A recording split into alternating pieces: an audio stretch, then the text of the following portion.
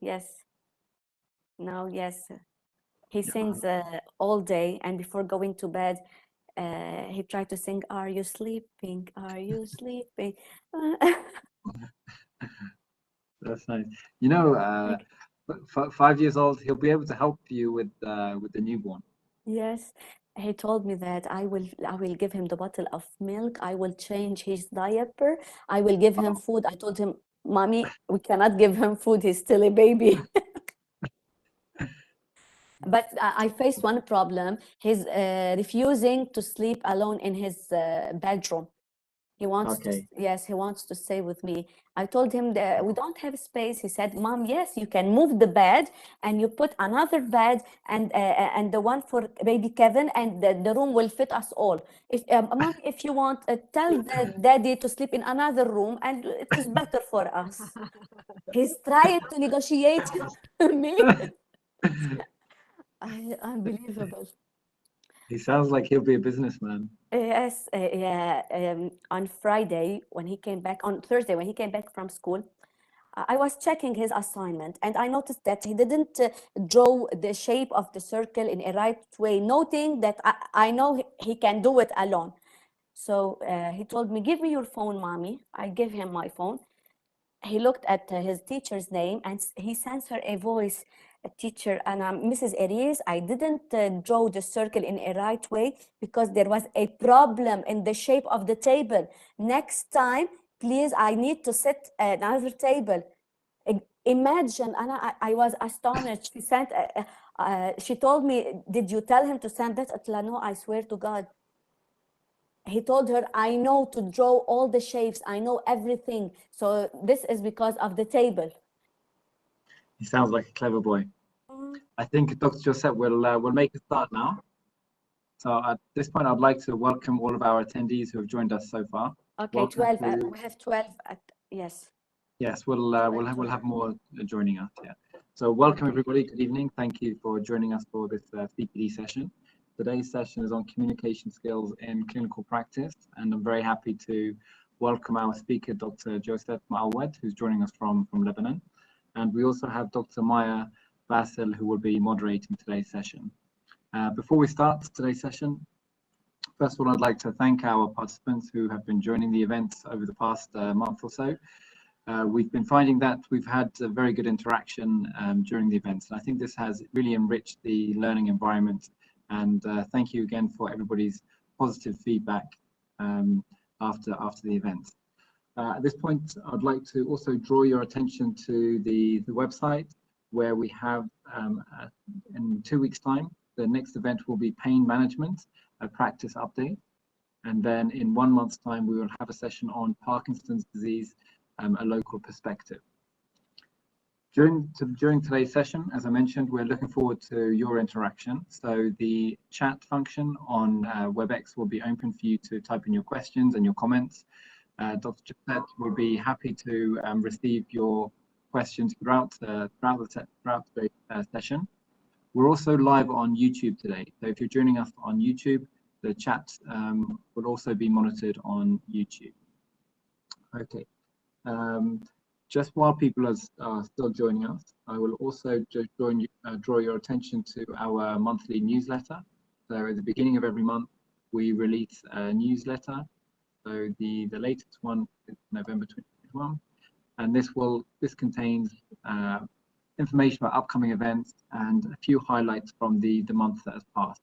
So if you'd like to be in receipt of the newsletter, you can just subscribe to our mailing list. So you can see that on the left-hand side of the screen here. Click on the subscribe to our mailing list and add your email address, and we'll add you to the mailing list. Okay, so without further ado, I would like to introduce Dr. Maya Bassil, who will be moderating today's event. Thank you, Dr. Maya. You're muted, Dr. Maya. Thank you, Dr. Zakaria, for the introduction. It is my honor and pleasure actually to introduce Dr. Josette Mouawad. Dr. Mouawad is a part-time professor of media in the Faculty of Humanities at Notre Dame University in Lebanon. She holds a PhD in Communication and Information Sciences from the Lebanese University. She is an expert in community and local socioeconomic development, mainly focused on rural and agricultural development. She is successfully engaged in more than 5 programs funded by international organizations in Lebanon with full responsibility over the program's coordination, linkage with stakeholders, and monitoring the activities. She also is a gender expert after being engaged as well in more than 5 programs focusing on women's empowerment, targeting women's associations, women's cooperatives, and women-led startup businesses and SMEs. She was awarded by the Future Movement and the Ambassador of England for her contribution and engagement in issues related to women's empowerment, in fact. She is currently a civic engagement and communication consultant for a program funded by an international NGO, in addition to being the media consultant to several local NGOs. In addition to that, Dr. Mouawad is an international media trainer. Without further ado, I'm going to hand it over to Dr. Josette, who's going to give us a workshop entitled Communication Skills in Clinical Practice, Healthcare Practitioner Patient Communication.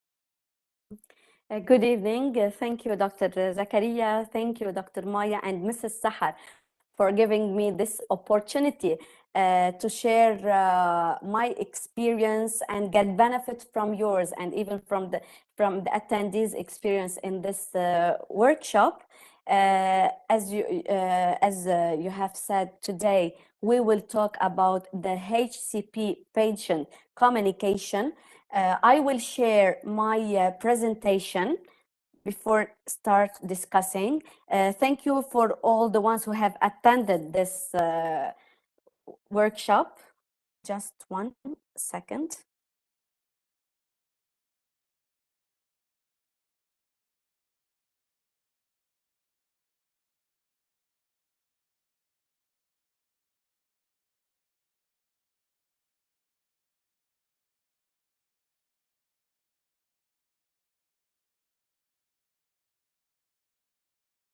Can you see my presentation? Not yet, Dr. Josette. Have you opened you've opened the PowerPoint slides? Yes. I think it's possible you're sharing the wrong screen. So if you stop sharing. Okay. Just one. And I will. What can you see now? We see the folder with your files in. I have clicked on the presentation. Okay. Just. So I think it's best if you stop sharing and then try to reshare. Okay.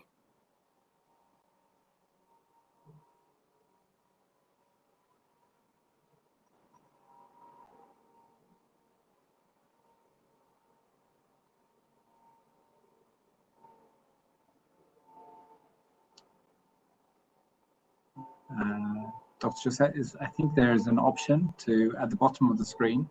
Yes, I have stopped sharing it. And if you try to share now. Yes, I will do. Can you see it? Not yet. Not yet. Not yet. Maybe it's gonna take time. Did you share your presentation? Okay. Yes. Now it's something. Great. Okay. It is loading. Yes. Okay. Great. Okay, thank you, by the way, Dr. Maya, and for the full support, because you have to monitor the chat box whenever they have any question or they need to answer to any question. Before starting in this workshop, I would like to say that we as individuals, we face many communication problems or challenges or even misunderstanding between others. These challenging interactions may arise maybe due to some perception or due to miscommunication between the HCP and the patient. And this challenging interactions that occur daily could be caused by the HCP or by the patient himself or by both of us. That's why today we will be discussing in this workshop the communication skills and clinical practice, HCP patient communication. So, what is the aim of this workshop? This workshop, the main objective of this workshop is to introduce the HCP to the basic communication skills that are required for clinical practice. How? By emphasizing core competencies for responding to individual patient needs, values, and preferences. You can see on the screen that we have 4 learning objectives that you have to acquire upon completion of this CDP sessions. The first one is to increase your awareness of the communication procedure which are required in clinical practice. You will be able to practice key communication skills through structured activities and simulated patient interactions. In addition, you will be able to demonstrate how to negotiate what can be managed safely in the allocated time and apply a minimum of 2 learned skills to your own patient interactions. So, the outline, in this workshop, we will be discussing more than one topic. The first one is, what do we mean by HCP patient communication? We will discuss the interviewing techniques. Under this topic, we will also highlight the functions of interview, different approaches of interview, the setting, types of questions, how to ask questions, and when to ask questions. Then we will cover as well chart and documentation. But before, I would like to ask each one of you to go to this URL, www.menti.com, and please, you have to use this code 76909637.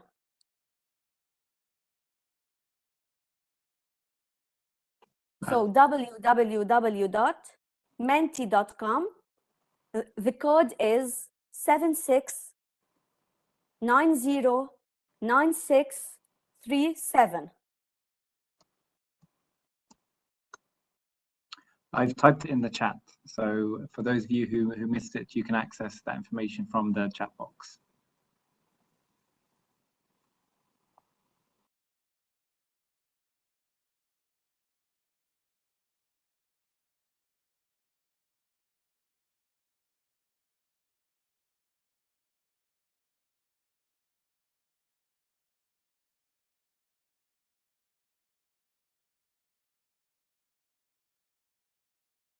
Okay, we will wait for 2 minutes.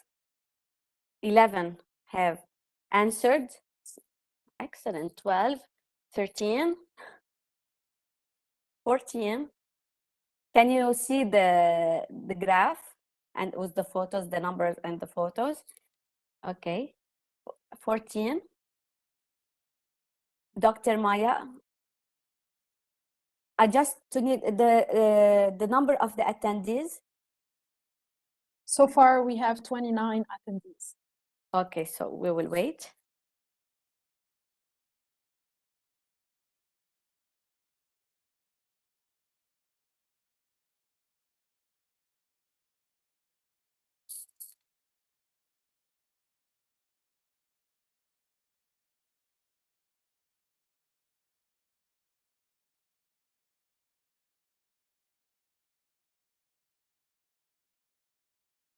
Okay. So 17. Oh, okay. We still have we are receiving new replies. Dr. 18. Josette, some of our participants, they joined from their phone, so they can't use multiple windows to enter the browser. Okay.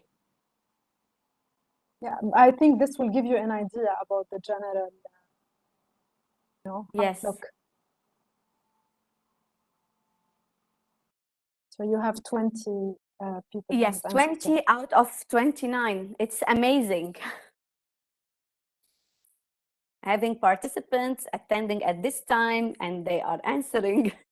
It is amazing. So the majority answered that HCP patient communication is an open and clear communication in a comfortable environment. I totally agree with this. It is the right answer. I will share again the presentation. Okay, so I would like to ask you a question. Can you think of a previous medical encounter you had with a doctor, a nurse, physician, dietitian? Can any one of you?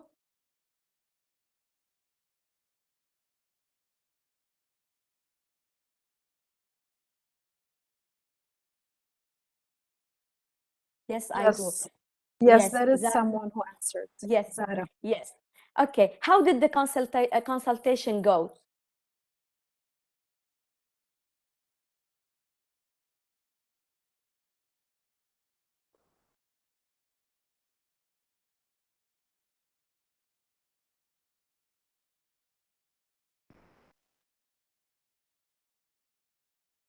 The nutritionist was too good. I felt I can't read anymore. Yes, she felt that she could read her out.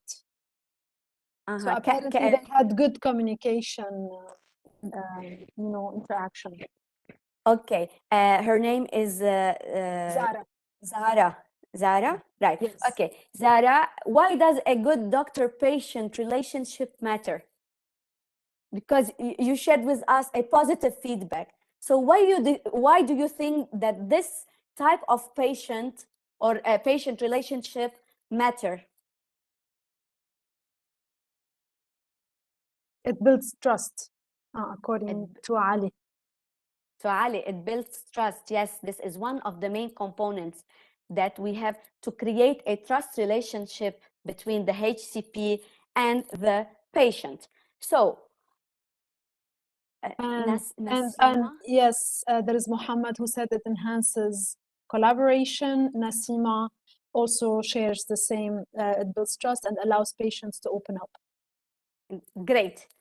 We will discuss these in details. So what is HCP patient communication? You have all, majority, 19 out of 20. It is an open and clear communication in a comfortable environment. Plus, it is an interaction. We have to focus then. It is a two ways of communication, because during this workshop, we will see the difference between having a one way of communication between the HCP and the patient, and what are the benefits of having two ways of communication. So when I want to talk about communication, this does not include only speaking. It includes both verbal and non-verbal communication. That is the number of words spoken, the angle the HCP holds his or her hand. If I smile, when I say I, as if I am the HCP here, okay?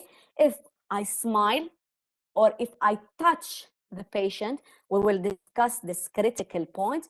If there is a distance between me and the patient, if I nod, the tone of voice, so everything related to verbal and non-verbal communication will have an impact on the way the patient interact with me, okay?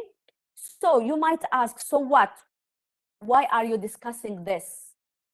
Because we have to know, if I want this trust relationship, I must have some essential skills. Okay? So these skills are verbal and non-verbal communication. Sometimes I ask myself, and sometimes I might be worried, I have a new patient. What should I do? How to act? What about the interview? Who is coming? What is his or her profile? These questions now will be discussed under the title, The Interviewing Techniques. So, interviewing techniques, we have three primary functions. The first function is to gather or collect information, to build a relationship, and to educate the patient, and a kind of raising awareness about a specific topic. So you have to imagine now that you are the patient. You are not HCP. Now we will exchange this role. You are the patient. So in your opinion, what did the HCP do to make the interview go well? You are visiting a HCP, okay? You are no more a HCP, you are a patient. So during your visit, what did he do to make the interview go well?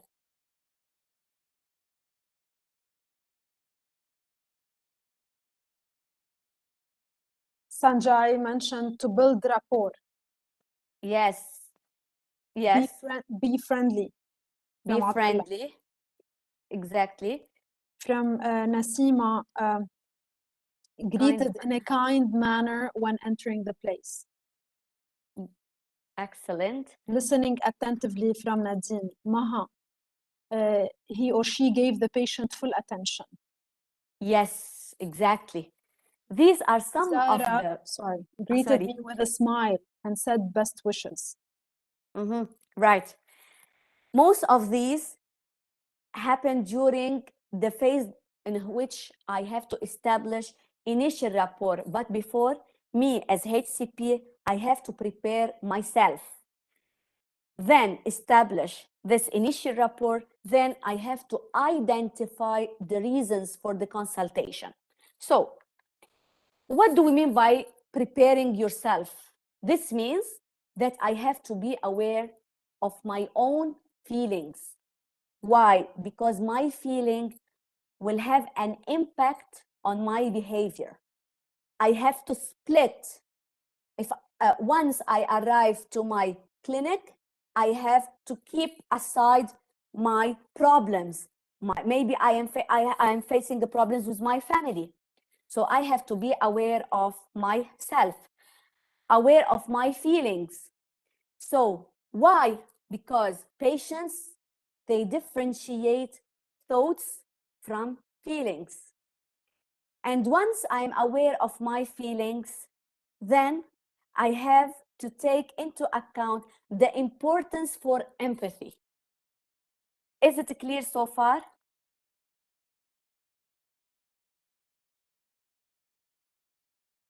Yes. Great. So you can see here, we have this balance between thoughts and heart. What does it mean? How can you read this image, this photo? What does it mean to you?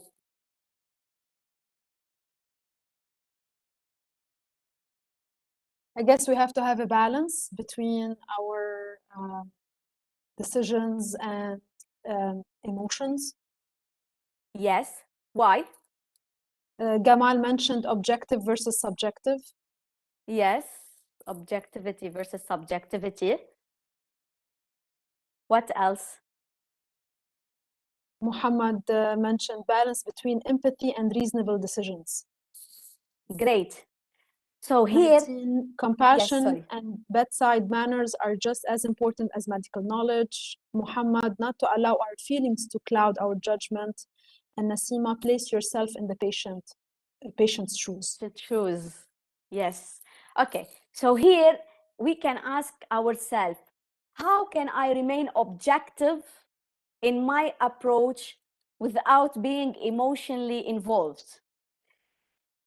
I do agree with you that we must have a balance. HCP, you need to treat your patients with respect and dignity. So the best way to do that is to show both empathy and compassion for your patients. But I will ask myself, can empathy go too far? Yes, the answer is maybe. As a HCP, if you are unable to maintain your professionalism and good judgment because you are emotionally involved, then it is maybe the time to take a step back and evaluate the situation. So this is the first thing. You have to step back and evaluate what's going on, because they are not your friends, they are your patients. And here you have a message. You are delivering a message. So that's why you can see that we have here a balance between empathy and being objective. Why empathy is needed, in your opinion? Why is it needed? Zara mentioned something, but I wasn't able to say it. If I am a patient and expect the doctor to read my heart, and if I am a doctor, I don't get carried away with emotional thoughts. Yes, yes. So I think this is the balance you are mentioning. Yes, and if I deliver medical care with compassion, with empathy, this will help your patients feel more confident in the care they are getting, because I can make him feel that I'm here to help you in this problem. Yes, but Abdullah is Yes. mentioning HCP should not give premature assurance when being empathetic. You know, sometimes it might be mistaken for reassurance. And Jad mentioned empathy is needed because it helps you to care for the patient and want to achieve the best outcomes. Yes, same as objectivity, because objectivity will provide a sense of neutrality. You will be neutral when you share your advice with the patients. So sometimes some patients come to the hospital or to the clinic frequently, and you get to know them over time, and you will start to consider them as they are our friends, not our patients, and this will cause a problem to you. So what to do in this case? We have 3 steps. First, you have to maintain boundaries between you and your patient. As I said, they are not your friends, they are your patients. That's why all studies recommended that if I am a doctor, it is better not to treat my sister or my mother or my brother, any of my family members, because I will start to use more my emotion. So don't get too attached to your patients, and you have to leave work at work. Okay? So to go back to be more Dr. Josette, yes. Sorry to interrupt. We have a question actually from Nazir. It's like, okay, we need to be empathetic, but you mentioned don't treat them as friends. So can we make like a relation? Like, should we call them brother, sister, uncle? If, for example, it's someone who's older, should we use such a, you know? Older, because sometimes if I am a male HCP and I try to be closer to my patient, maybe I will be misunderstood. That's why it is recommended to maintain these boundaries. Okay, unless you are treating old people, they need this support, they need this compassion, because now they have nothing to do, they have no other solution, they are frustrated, so they need this positive vibes from us. Okay, so I have to know myself, and I have to know my strengths and weakness, and be aware of my feeling. Second one, most of you have discussed this phase, which is establishing initial rapport. That is, I have to greet the patient. Welcome.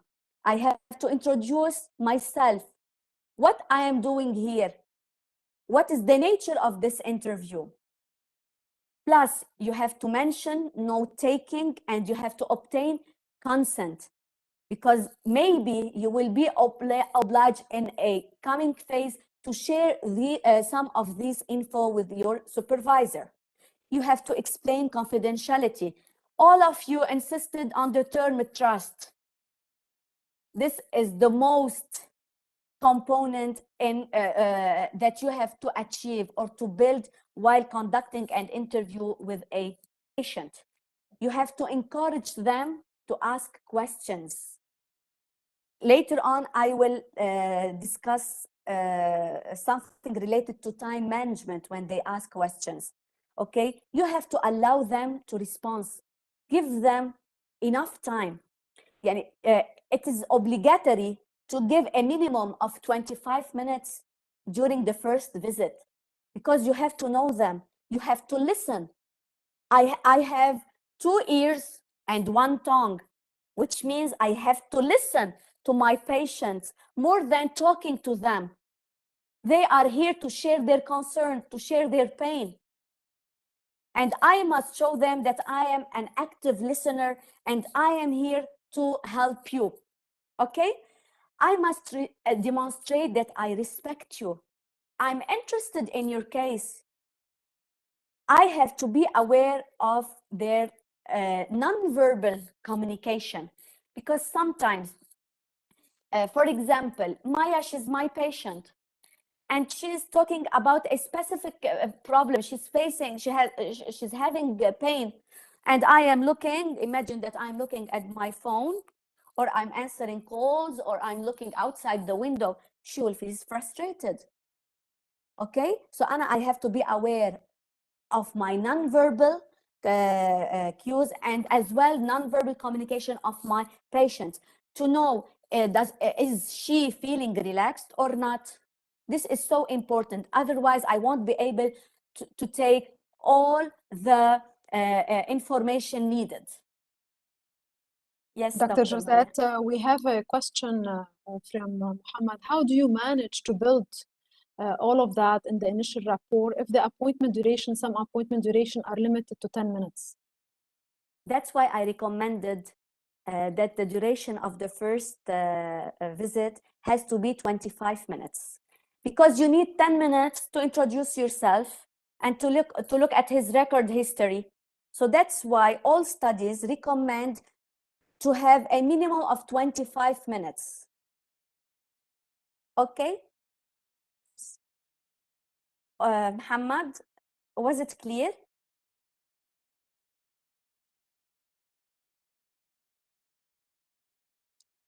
In primary care, public sector, apparently 25 minutes is too long and it's almost impossible. Then you cannot build this trust relationship with your patient. These are some of the communication guidelines. When if you want to build this productive or this interactive relationship with your patients, you have to give them time. They are here to talk to you. Imagine that I'm looking, you still have 1 minute, you have to rush. Imagine, and I won't go again and visit this specific HCP. They're mentioning also, Gamal agrees with Muhammad, is like here in Qatar and in UK even, consultation are maximum 10 to 15 minutes. So yeah, it's tight. Yes, but here in other Arab countries, sometimes you can stay for 30 to 45 minutes. I wonder that it is one of the guidelines that we follow when we want to discuss with our patients. And I need to give him time. Maybe we can lobby here. We can lobby with the Ministry of Public Health to increase it. Yes. Hopefully we will do a campaign. Yeah, so that is like we can do our best. Muhammad said, how about the golden minute at the beginning? He mentioned about something called the golden minute. I will be discussing it. Clarissa, she mentioned for elderly, some other patients, do you think the 60-second rule is an efficient method to give them the opportunity to respond per question? Here she's talking as well, same method of elevator pitch. You have 60 seconds to say what you do. We use this in marketing and not with patients. Okay. We don't count minutes. Maybe he will talk only for 5 minutes and he is frustrated. So I will see him in a new during a new appointment. I will take all the information. But it is recommended that during the first visit, I can have all the answers about his record, his history record, unless, and this will be discussed during the interviewing techniques, unless my assistant or a nurse or someone else in the clinic did the first phone call with the patient and acquired all the information. And this way, I can, for example, sit with him or her for 15 minutes because I am aware of his situation or of his or her case. Actually, Abdullah mentioned that if the patient has a chronic disease, then actually at the primary healthcare centers here, they can stay with him for up to 25 minutes. Yes. Which is good. Okay. So as well, we have to be calm, helpful, and warm. I cannot use this aggressive tone and be rude with my patients. Okay. We have to identify reasons for the consultation. That is, I have to use the wait time, silence. I have to listen to him. I must give him enough time to answer my questions. I will tell him what are our plans for today's visit. What will be our plans for next visit? He has to be aware of the schedule, of the agenda. Okay?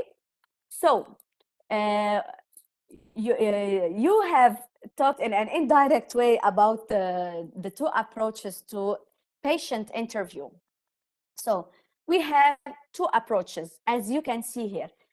The primary care provider only approach, and we have the team approach. The first approach,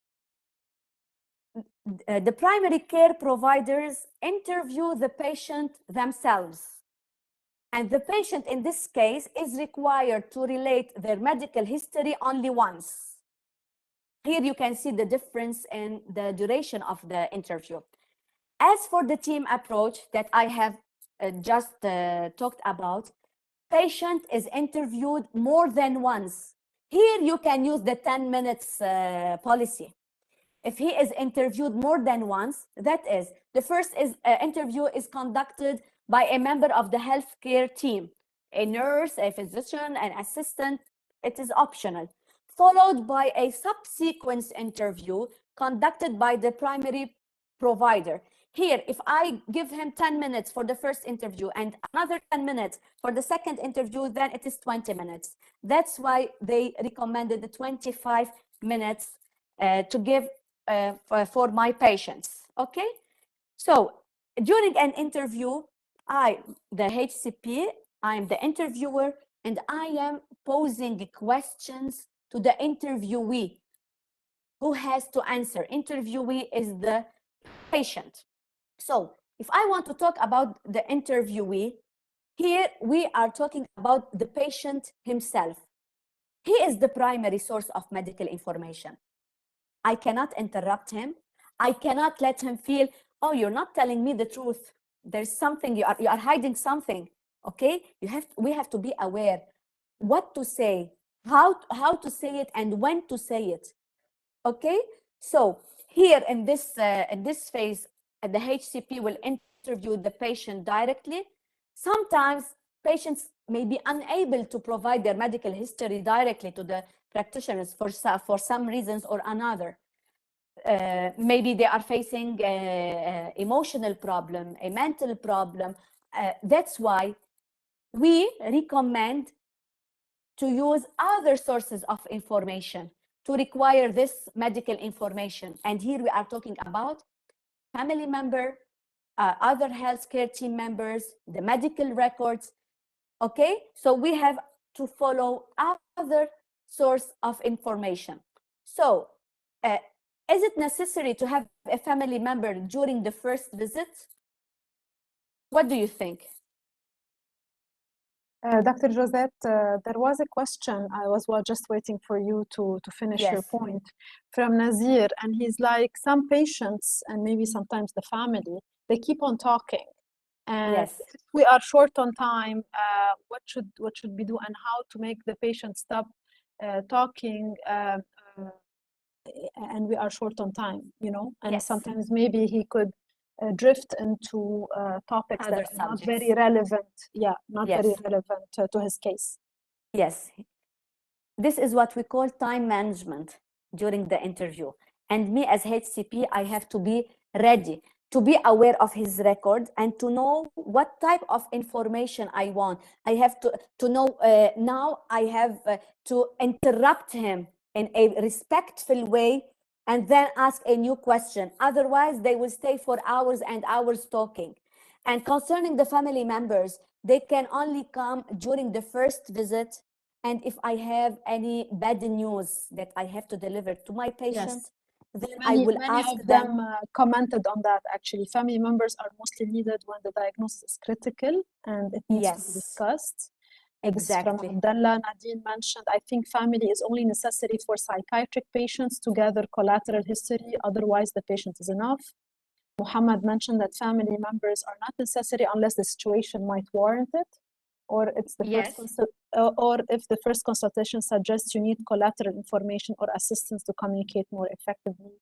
Zara also mentioned that at times we should ask for family members, which depends usually after initial assessment. Yes. And plus, you can decide if you want a family member during your first visit when you have the feedback from the first phone call. Okay? In this way, you can decide if I want some of his or her family members to join us during the first visit, because he or she, they will help me to understand the patient's problem and everything, and understand the diagnosis and treatment. Okay, thank you for your input. Now we come to the setting. What do we mean by setting?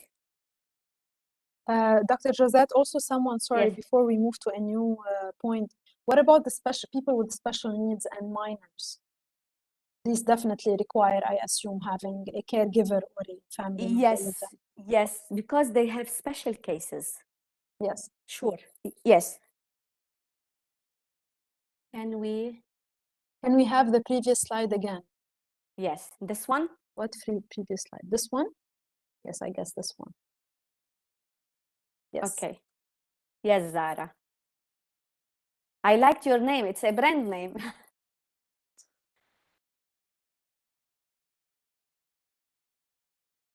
Do I continue, Zara, or would you like to ask? Okay. Yeah, you can continue. Okay. I think we're moving now to the setting. Yes. What do you mean by the setting? What is the setting? Zakaria and Mahboub mentioned it's the location in which the care is delivered. Okay. Mahmoud, are you Mahboub? Mahboub. Okay. Okay. Mahboub, what about the setting of your clinic? Do you have a clinic? There is another comment from Mahmoud. The place should be welcoming. Yes. What do you mean by welcoming?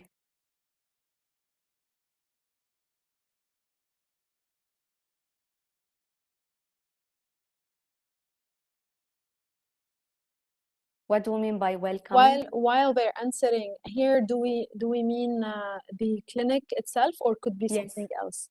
Mahboub is saying, I don't have a clinic. There should be a space for privacy. Space for privacy. Yes. What else?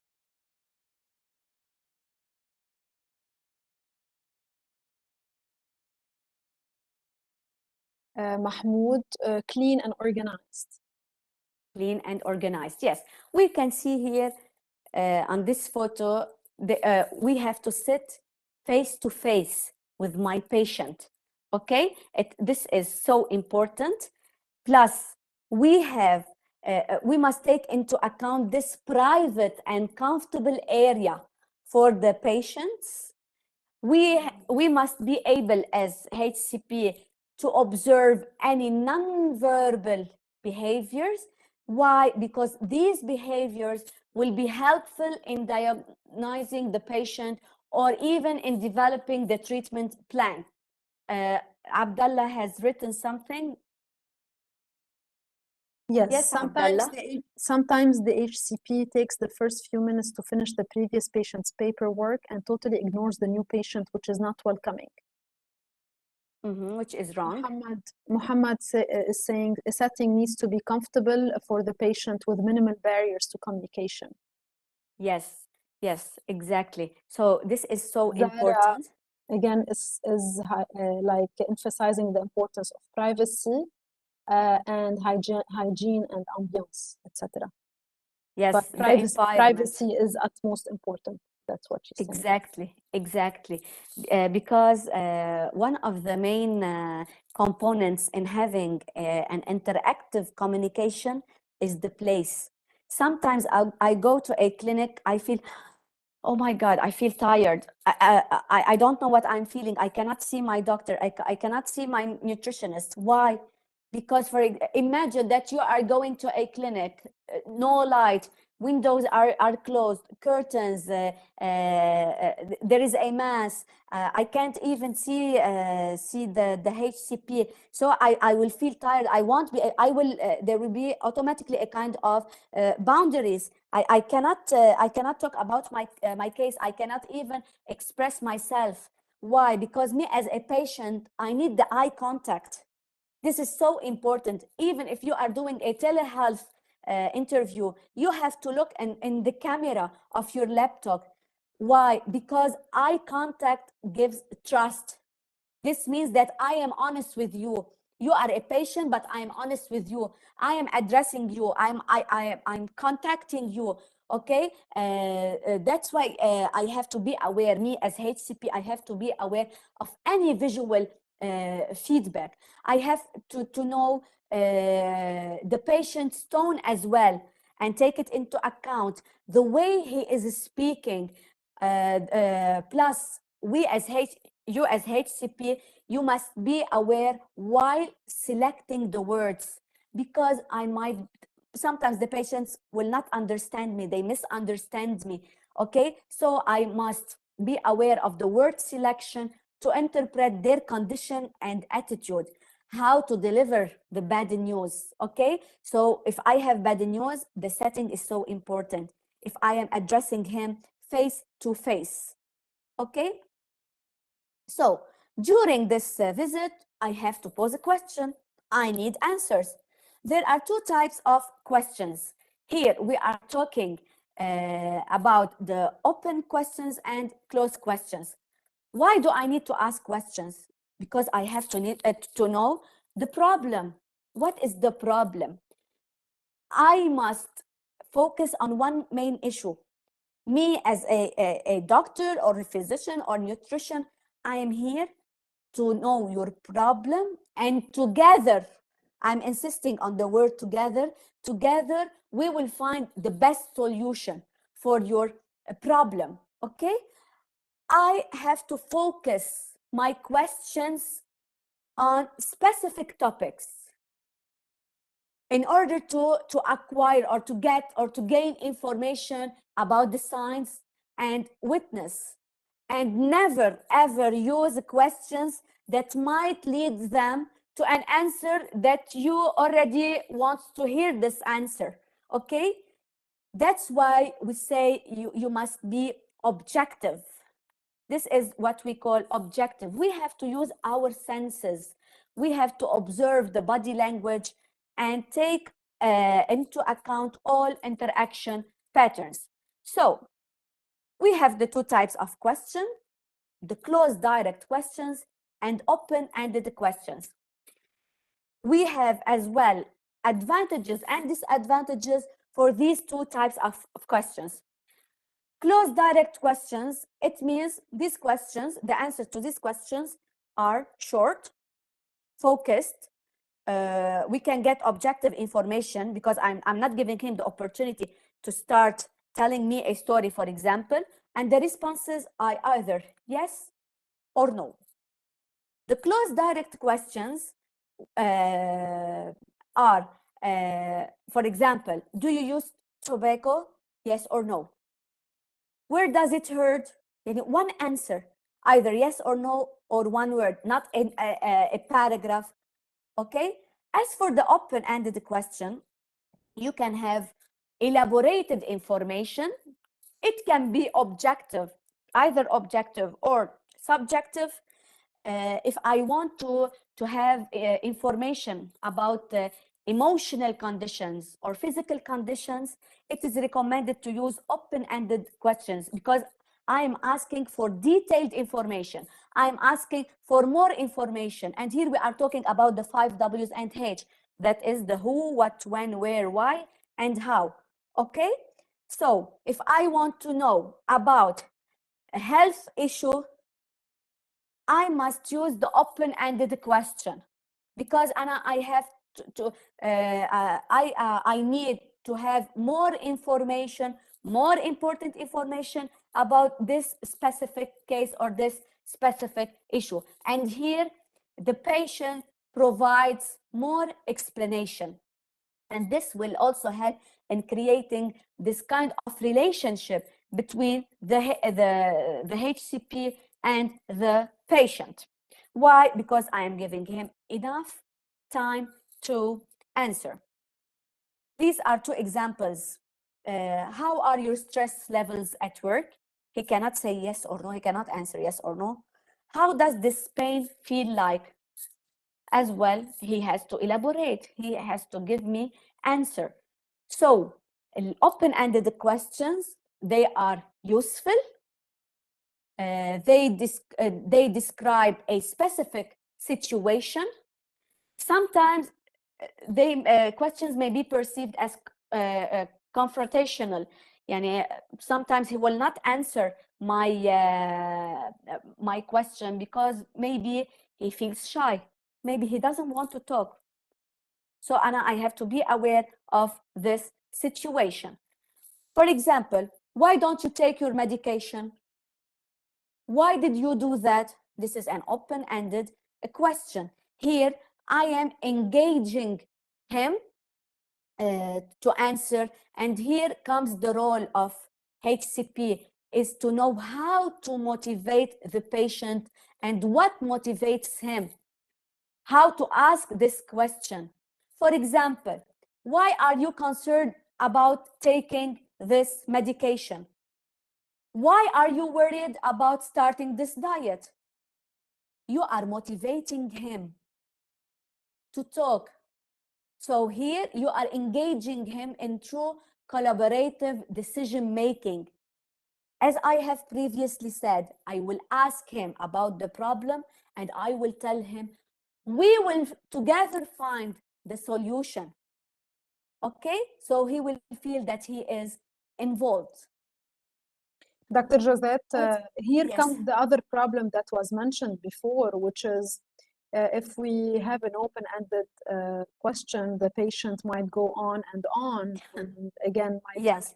So maybe we didn't give much time to really give a solution to this problem. How can we approach the patient and ask him to really stick to the question without, embarrassing him or interrupting him or making him feel bad, him or her? HCP must lead the conversation. He must be aware when to interrupt him, and not in a rude way. That's why he has to be an active listener.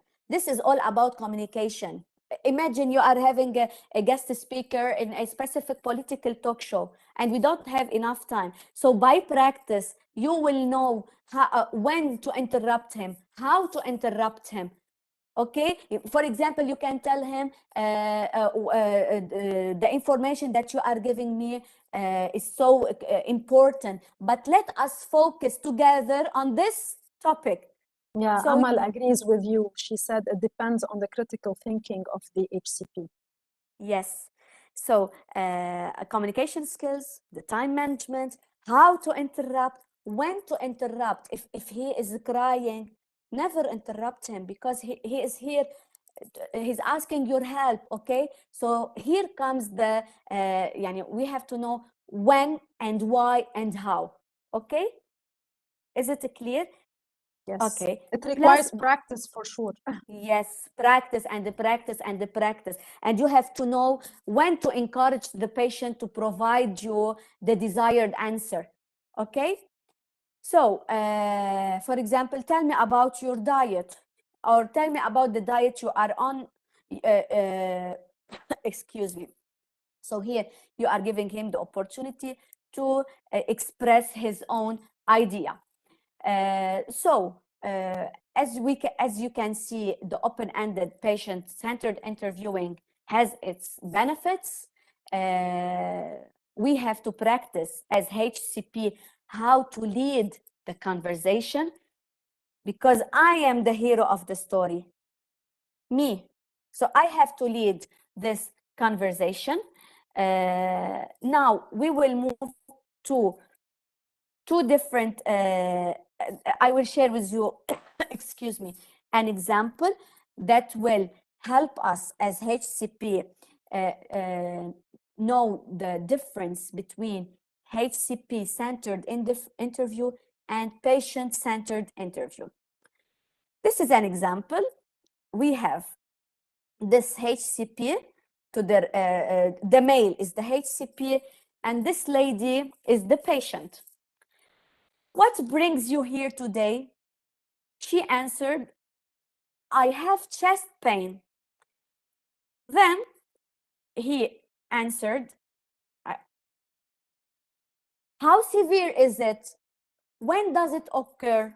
What do you do to relieve it? 3 questions at the same time. She remained silent. She wasn't able to answer. So this, in this example, the healthcare provider, he is the maestro. He is the one who is controlling the dialogue. If I move to another example, same scenario. What brings you here today? I have chest pain. What else? Try to compare. Here he asked her, what else? If I goes back to the previous one, he said, how severe is it? When does it occur? What do you do to relieve it? Whereas in the second example, he asked her, what else? He gave her the opportunity to express, to talk about her pain. I have been having a lot of trouble sleeping. In the previous example, she was silent. She got confused. 3 questions at the same time. She won't be able to answer him. So then he added, anything else? Well, I have been very worried about my job. I'm afraid that I may be laid off. Here you can see the patient-centered interview, where the patient had the opportunity to answer the questions. The HCP, he is using expressions to encourage the patient to reveal all their concerns at the beginning of the interview. So Anna, I have to make him feel that I am here to listen. You can tell me more about your pain, about your problems. So we have differences between the two interviews. First, the HCP-centered. Dr. Josette, also Yes. Speaking of the patient-centered approach, Nazir is saying, but sometimes the patient might ask for something that is not indicated by the HCP. For example, he gave an example of a patient coming in, crying from pain and asking for morphine, but the physician doesn't think it should be given, it should be indicated. Or when the patient asked for sleeping pills and still the physician doesn't agree. So how do you manage these situations? Yes, this is not an interview. This won't happen during an interview. And in this case, the HCP must show him, must explain to him what is the real case, and this solution is the best one, is the best solution. Yani he will try to give him plan B. And not only you can take morphine and you will feel relaxed. No, I can, for example, I will talk more about the side effects of having morphine. And this way you will shift his or her mind. Okay? Yes, I think Muhammad agrees with you, because he's like, that the key attribute in HCP is to be versatile and flexible in adapting their approach of communication to the type of patient and situation. Exactly, exactly. And why do we prefer the patient-centered interview? Because it provides the best information. I'm giving the patients the opportunity to express themselves, to talk about their pain. But we have to be aware that during this interview or this approach, I must be more attentive to the nonverbal messages, okay? And we must allow the patient to tell their story. It's time to listen to them and not only talk, okay? So, medicine cures diseases, but only doctors can cure patients. So this is so important. Sometimes you will say, I was so tired. Once I talked to this nutritionist or to this doctor, I feel better. I feel relaxed because he can understand me. He knows how to talk to me. So yes, medicine, this can be answered concerning the morphine example. Medicine cure diseases, but only doctors can cure patients, the way they talk to them. Okay? So we have to, as time is running, now we will highlight some of the main issues or topics that were discussed during during the first two parts. That a good doctor depends not only on his or her medical knowledge, but also on the way he or she communicates with his or her patients. Okay, so medicine, sure, it is a subject that is learned from the interaction with patients, but also we have to know that HCP, you all need to develop your communicating capacity at the undergraduate level. Do not wait to go to the market and meet with your patients and then, oh, I missed some of the communication skills. It will be too late. Okay, in your opinion, are we done yet? Or we still have one thing to do when I finish my interview with the patient? Nadine is Great, saying Nadine. documentation. Yes, I can see it because only two words. Yes, the documentation and feedback. Muhammad, feedback, yeah. Yes, excellent. So are we done yet? No, no, you're not done yet. We have to discuss now the last Patients, part. if they have questions as well, Abdullah is saying. Yes. Checking, Yes. understanding, planning forward, and closure. Exactly, exactly. So this is what we call charting and documentation. Before reaching this process, I can recap what was discussed to make sure that all the information are right, that he had shared with me all the needed details. I must be aware that I have written all the information. I have followed all the guidelines. Is the information clear? Is it logical? Is it true?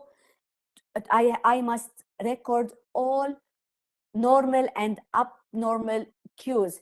I have to sign my name, and plus I have to prioritize the client problems.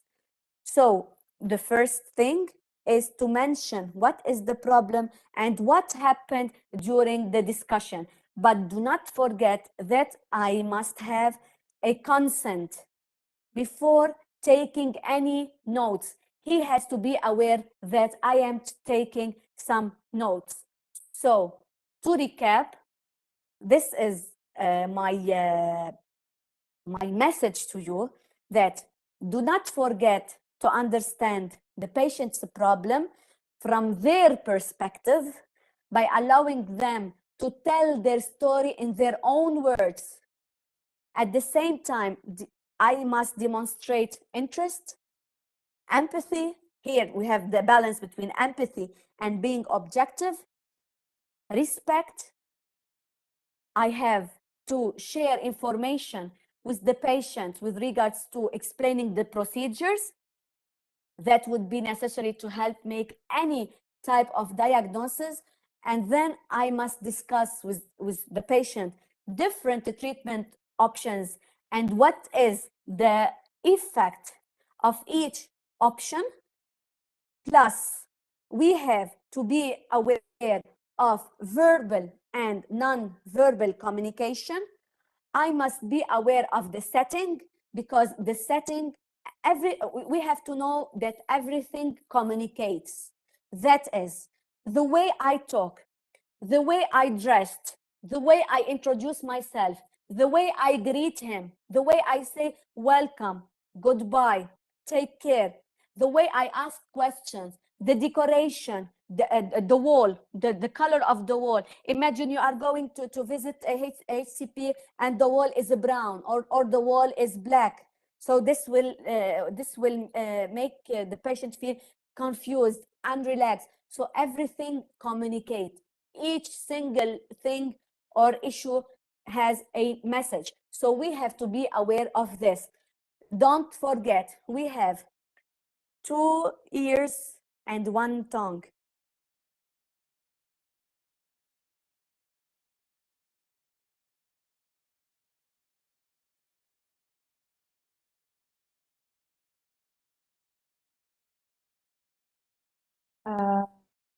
Dr. Zakaria, I think we have lost Dr. Josette, right? Yes, it looks like we've lost that. Okay, so we'll do in the meantime. We have some MCQ that we can put on the screen now while we try to reconnect. So I think maybe we'll focus on those MCQs and I'll work on the connection.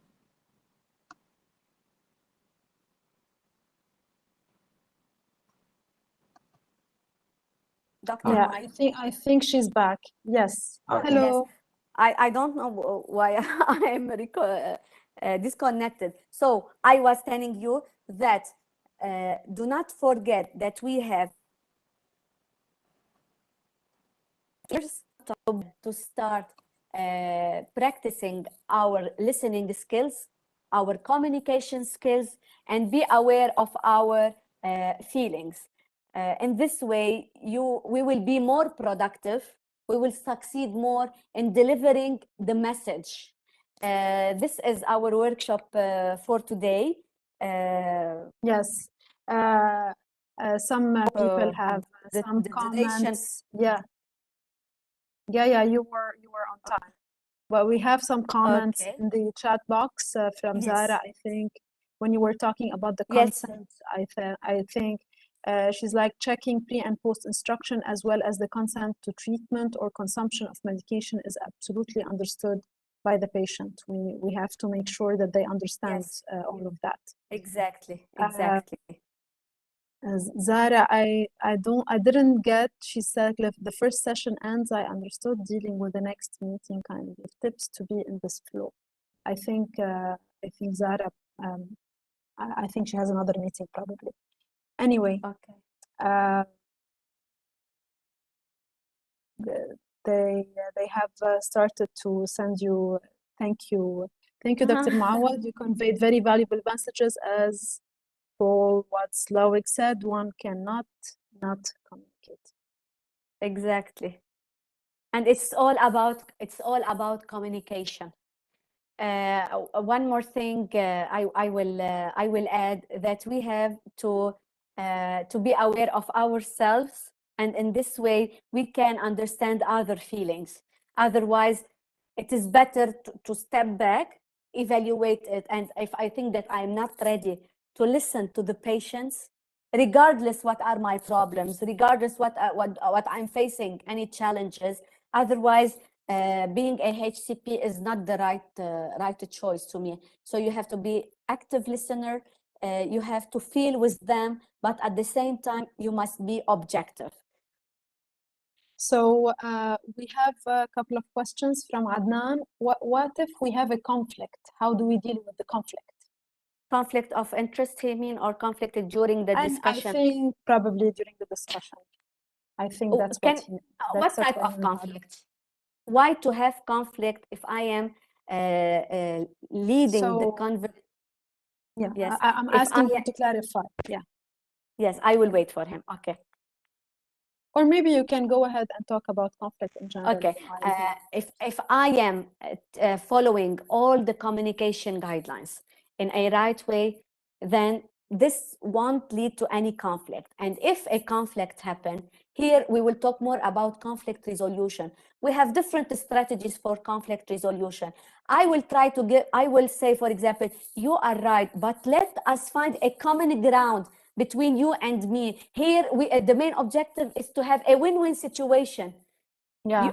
So Adnan clarified, maybe you have an angry patient, he had a bad experience previously, and yes. now, yeah. Yes. If I had more anger. time, yes, I was planning to deal with each type of patient, the one who feels shy, the one who is angry. And this way you can have, you will be more aware of new strategies to deal with different types of patients. But because we don't have too much time, so hopefully I will have another opportunity to share with you how to deal with different types of patients. Yes. Amal, want you to elaborate more on the non-verbal communication and body language. Can you tell us more exactly. about it? Non-verbal communication, it means, imagine I am the HCP and I'm talking to you, Amal, her name is Amal. Yes.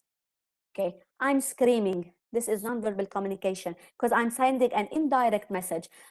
Okay, I'm always shaking my legs. This means I'm nervous as a HCP. I want the patient to finish. I need to go. I'm frowning. I'm nodding my face. I'm not smiling. These are non-verbal communication. If he is smiling, it means that he is understanding my message in the right way. He started to interact with my message. So plus one of the non-verbal is to use your hands to make him feel that I'm interested in your case. Okay. Other example concerning the non-verbal communication is your chair, your desk, the environment, the way you dress, tone of voice. These are non-verbal communication. Okay. يعني non-spoken words, even the light, the setup, the way, if you are organized or unorganized, this is non-verbal communication. Yes. So we have another question from Nasima. What if the patient has a mental breakdown regarding their condition or diagnosis, especially if it's a severe one, probably? How would we deal with them? If I were the HCP, I prefer, I will advise him to have to go to a psychotherapist if he has this problem, because I cannot handle me by myself, or as a HCP, I can ask my supervisor what to do in this case. Okay. And never forget that you can ask the family members for assistance, but you must be aware when to ask them, during which phase. We have also another questions from Abdullah. What if the patient doesn't appear to accept your diagnosis or treatment plan? What would you do? Yes, we have discussed in this presentation, and one of the main tasks that I must do is to show him the importance of this treatment. This will benefit you, and I'm here to help you. I cannot make him feel that I am forcing him to follow this treatment. Once I diagnose the treatment and I show him this will lead to this and this will lead to that, he will be convinced. Because if I have pain, definitely I won't be ready to negotiate anything, and I will start to say no and no and no and refuse anything. But here comes our communication skills, how to present the treatment, how to show him that this is beneficial for you. Yes. Thank you. Any other question from the audience? I have a question actually related to the beginning of your presentation, where you mentioned that every HCP should get a feedback about his or her communication skills. Yes. for improvement, I guess, purposes. So who should he or she get a feedback from? Is it from the patient himself, from his supervisors, from his other colleagues? Who should the Okay. HCP get feedback from to try to improve on his or her communication skills? First, from the patients. If Okay. I can see his not, why did I say it is better to have the setting in a way that you can see his nonverbal? If he smiles, it means I am delivering the right message in a right way, right time to right person. If I always, for example, they started to do like, they are not happy with me, I have to ask my supervisor. It is not wrong to ask for an assistance. Maybe I can treat him in a good way, but I cannot communicate with him. So that's why I need others' advice. It's not a problem to ask for others' advice or others' opinion. That's why I must be aware of the feedback. Okay. Now, also you mentioned briefly telehealth, and you know now in the time of pandemic, many healthcare Yes. professionals are using online platforms or telehealth to conduct their interview. Exactly. Do you have a recommendation or extra guidelines that the HCP should follow when they're using any platform, any online platform for telehealth? Yes. Let me clarify something. Telehealth was already in practice before this pandemic. Definitely, but it increased tremendously Yes. due to the pandemic. Yes. My opinion, this technique, it has some challenges. Maybe the HCP, they are not prepared for this, including treating the patients, diagnosing the patients without physical contact, the cost of the telehealth service. These are some of the challenges. Confidentiality, because we know the case of internet, the patient choices in addition to equipment use and technical support. Maybe some patients, they have this kind of, they feel afraid or they have fear of technology breakdown and equipment failure. One of the challenges, I cannot have this face-to-face interaction with my patients. But unfortunately, due to COVID-19, the HCP were obliged to follow this technique. So I can share with you some of the practical recommendations. First, I must have a clear communication. For example, if I want Maya, you have to wait for 1 hour before this meeting. So I have to be aware, I have to provide a clear and thoughtful communication. For example, the waiting hours for the expected telehealth consultation can cause anxiety for patients who had other video or phone meetings booked in this day. So I must have this clear communication. I must notify the patients of significant delays. I can give them a call. There will be a delay because in this way he will be more relaxed, especially because some patients, they feel annoyed when they are obliged to wait for hours and hours. Okay, plus my recommendation, first of all, is to be clear. The need of clarity concerning the contact information, the process, the expectations, the time and the purpose of this consultation, as if I'm addressing him face to face. Also, I must clarify to him, this is an important point, how to pay. If we are doing telehealth, this has to be clarified to the patients. Plus, if he will face any technological problem, example in Lebanon, because you know the case of internet, at the beginning of the telehealth consultation, I must inform him if the call is missed, what will be the alternative. Okay, so the main objective is to have a clear communication with him. If you have any delay, you must inform him. Yeah. Excuse me. Thank you, Dr. Josette. So we still have a couple of questions and comments. I think Zara is agreeing on the importance of nonverbal communication or language to understand that the patient is satisfied with the treatment, especially when they come to take a second opinion. Salah, I think he's like, how can we check for patient satisfaction during communication? And From his nonverbal. Yeah.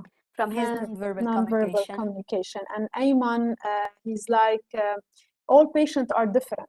Not all patients are the same.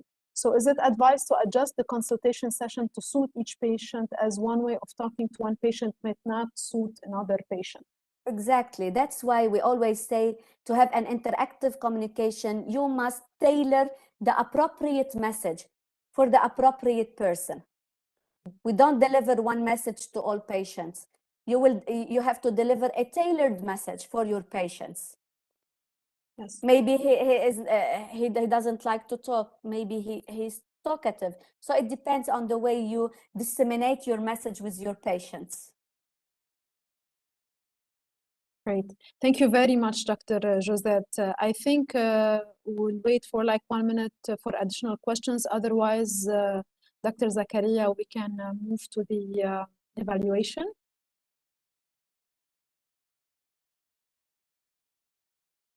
Thank you. I would like to thank all the attendees for this interactive workshop, and the way you have showed high engagement and posing the questions and answering to questions. Dr. Zakaria, Dr. Maya, Mrs. Sahar, I will repeat that again and again, that I was honored, and I thank you for this opportunity. Hopefully the attendees were satisfied, and they have acquired the learning objectives of this workshop. I'm sure, Dr. Josette, thank you very much for an informative and an interactive session. I think time passed by without even noticing. Thank you very much for Thank that. you. I will stay you're here. You're receiving congratulations. I enjoyed the session. Big nudging towards improving my skills, towards being better to the patient. That's Sarah. Amal, thank you. And Nassim, thank you for this informative session. It was really interesting and learned many things. Thank you. Thank you. Hopefully the telehealth technique won't be used again. And this way we will be obliged to give another workshop, which is the art of online speaking, because it will totally differ from having face-to-face. Thank you. Thank you. Okay, Informative thank you. and eye-opening. Great session, always expected from QU Health. CPD. I do appreciate this. Thank you for your feedback. Dr. Josette, now I'm your patient. Now you can see my nonverbal communication. Dr. Josette, just before you leave, we're just going to finish off with the assessment. So you can see now the first MCQ. So what is the first step that the healthcare professional should take for a successful interview? So there's 4 options here, and I will open the poll now. Participants are able to select A, B, C, or D. They have about 20 seconds to post their answer.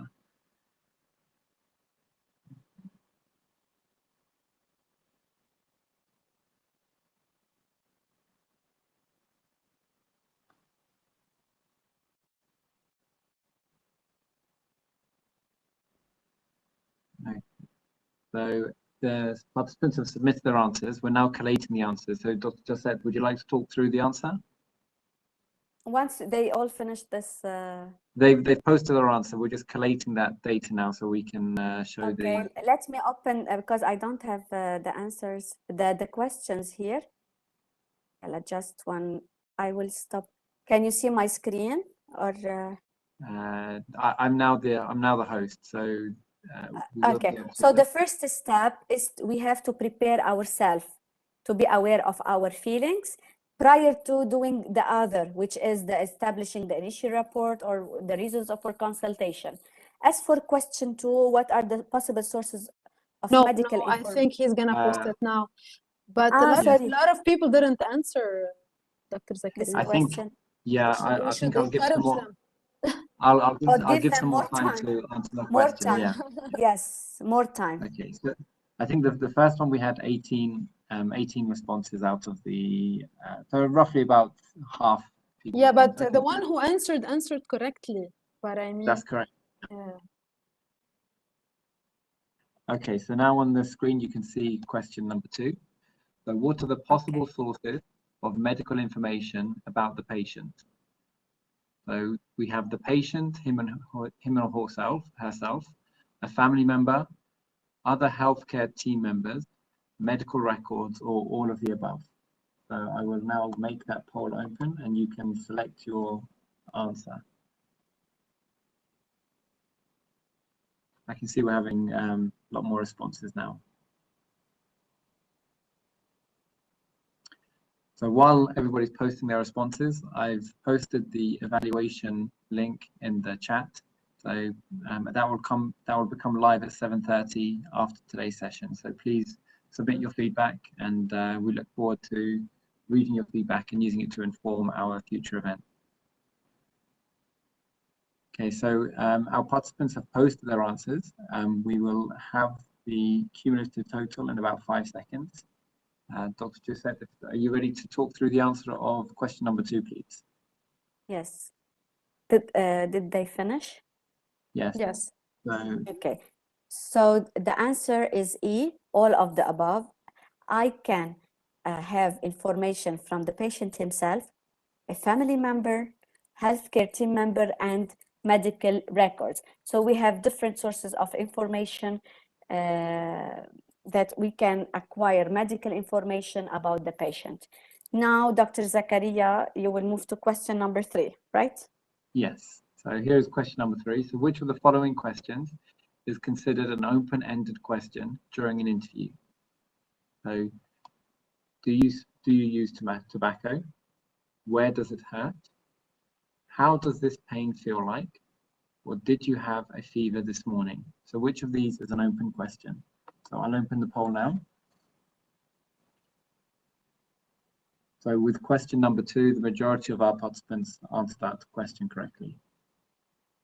Well, again, some people are not answering. Those who are joining on their phone, they're unable to use the poll. Yes. Yeah.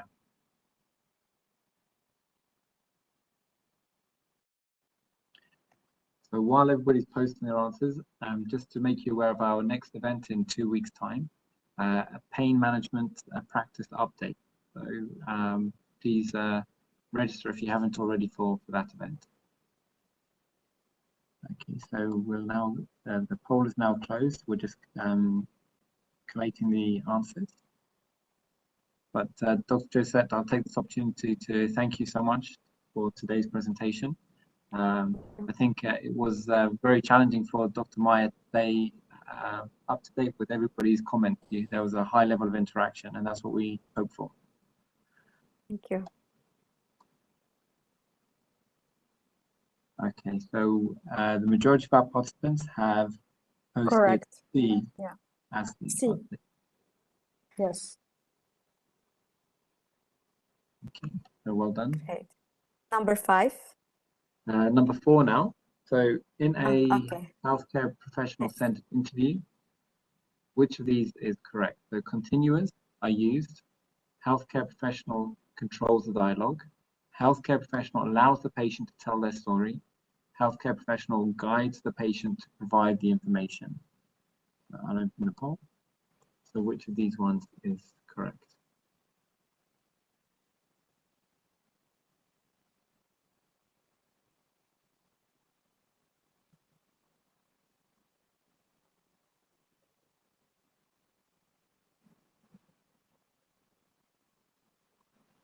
Okay, a few seconds left. Okay. We're now collating the answers. So the poll's now closed, and there'll be one more question after this one. It looks like everybody's doing well with these questions.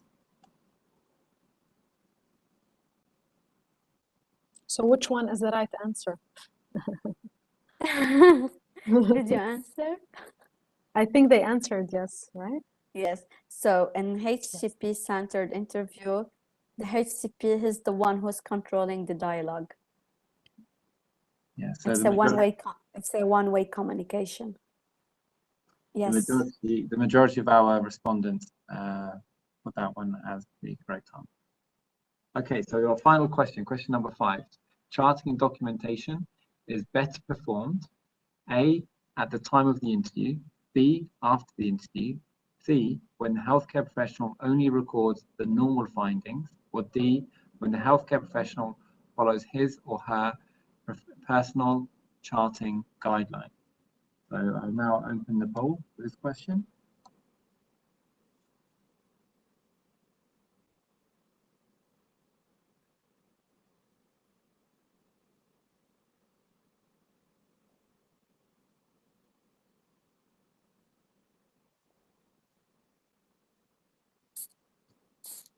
Okay, a few seconds left.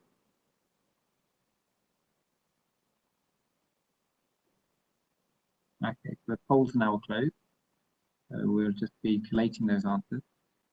Dr. Josette, would you like to talk through the correct answer? Yes. The best phase to do charting and documentation is at the time of the interview, because we might forget any of the important information that will help us in coming visits or in coming phases to give him the right treatment. Okay, so I think that concludes today's session right on time. So again, I'd like to thank Dr. Josette and Dr. Maya for delivering a very, very interactive and very interesting presentation today. And I look forward to inviting both yourself and our participants to our future events. Thank you very much. Thank you. One more thing. Imagine that this is a ball with communication skills. I will throw it to each and every one of you. You have to practice our communication skills, hold it tight, and you will avoid any challenging interactions that occurs on daily basis, either with your family members, your friends, and your patients. Thank you for this interactive workshop. Hopefully, we will have another opportunity or chance to discuss together another topic. Thank you. Thank you, everyone. Thank you, Dr. Zakaria and Sahar, also for also monitoring and organizing the whole workshop from the beginning to end. Thank you very much. Bye-bye. Thank you. Bye-bye. Good night, everybody. Thank you. Bye-bye.